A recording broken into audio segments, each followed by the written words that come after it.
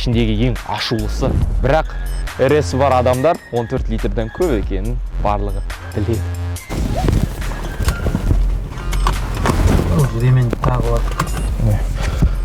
Бұның міне орындалу дизайнның өзі ерекше.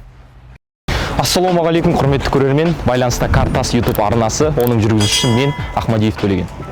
Балық шағымызда Алматы қаласында суперкарды көрсек, барлығымыз Nokia телефонына түсіріп жатқанымыз есіміңізде ме? Немесе Need for Speed Underground ойындары арқасында таныған автокөліктер. Бүгін сол автокөліктердің ішіндегі ең ашулысы, ең сотқары, ең бұзақысы Audi RS7. Кеттік.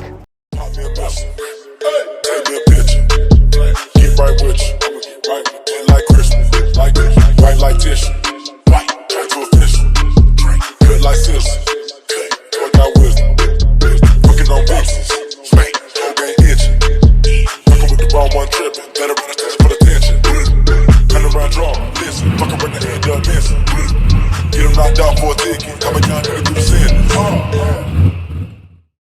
Audi'дің автомобиль өндіру саласындағы ең үлкен жетістігі бұл осы 4 дөңгелектің бірдей айналуы және өте қуатты қозғалтқыштарды шығаруы.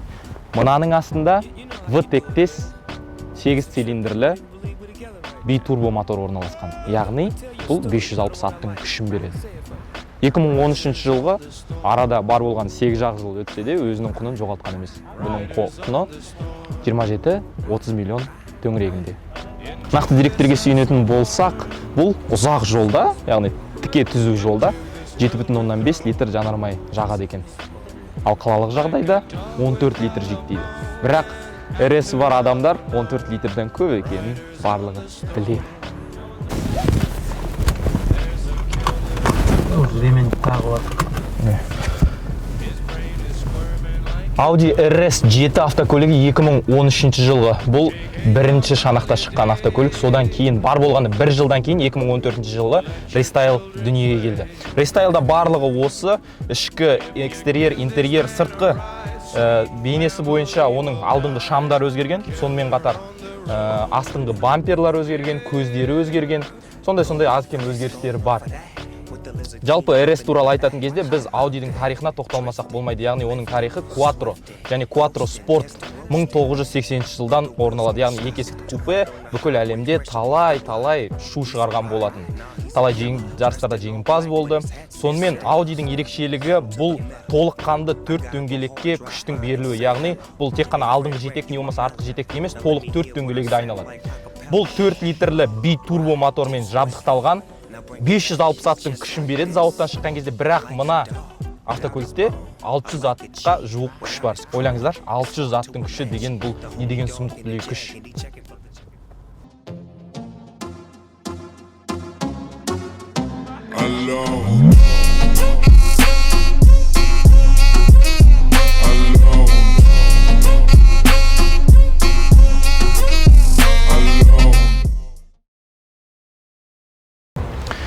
Дөңгелектері R21 барынша үлкен, кең. Бұның міне орындалу дизайнның өзі ерекше. Қалалық трафикта, қаланың ішінде бұл автокөлік ерекше көзге түседі. Яғни бұны көрген адамдар міндетті түрде саусағымен нұсқап көрсетіп, қандай керемет автокөлік екенін бірін-біріне айтып жатады. Артқы шамдары өзінің мына глушительдерінің өзі толықтай зауыттан келген. Газды басқан сайын бұның дауысын айтып сипаттау мүмкін емес. Бейне бір айдақар келе жатқан сияқты ақырады. Артқы жүк салғышының көлемін мен айтпай қойын, камера көзі көрсетсін, Есентайдың түбіне келіп алып, кешкі жастармен бірге үстіп ашып қойып отыратын болсақ, сұлу қыз келіншектердің барлығы сендердікі болады, жігіттер.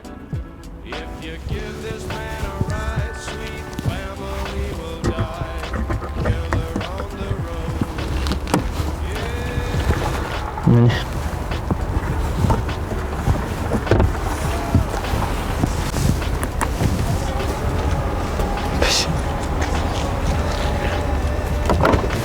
Audi RS жайлы әңгіме айтқан кезде бұл Audi A7-нің платформасында жасалған автокөлік екенін ұмытпаған жөн. RS деген қосымша қарапайым S не болмаса қарапайым A шанағында жасалған автокөліктерден күштілігімен, мықтылығымен ерекшеленеді. Яғни бұл толыққанды спорткар. 4 литрлі битурболы мотор, 640 аттың күші бар. Яғни зауыттан шыққан кезде 540, бірақ дегенмен нақ осы автокөлікте 600-ға жуық аттың күші бар. Біздің ішіндегі жасалған дизайн барлық ерекше, карбон. Ең қызық жері бұның қозғалтқышындағы ерекшеліктен бұрын бұл 4 дөңгелегіне айналады. Яғни 4 дөңгелегде бірден алдыңғы 2 жетек не болмаса артқы 2 жетек емес, толыққанды 4 дөңгелегіне айналады. Үстіндегі жасалған интерьердің барлығы ерекше. Сонымен қатар мына жерде тағы бір ерекшелік, мына слепая зона деген түсінік бар ғой бізде, автожүргізушілерде. Сол мынаны бірден көрсетіп тұрады. Яғни мына жерде автокөлік келе жатса, бірден ескертпе береді. Тура жұлқиын, бас деп тұрған машина. Бұны сезу керек. Бұны мен қазір сіздермен сөзбен, әдемдеп, көркемдеп, метафоралап жеткізе алмаймын. Бұл міндетті түрде басу керек, көру керек, отырып көру керек. Яғни тіпті мына жасалған орындықтардың өзі спорткарларға арналған орындықтар. Барлығы ерекше. Өзінің түрі де, сұқты да, сырты да толыққанды ерекше. You got V12, I got 12 V's. Got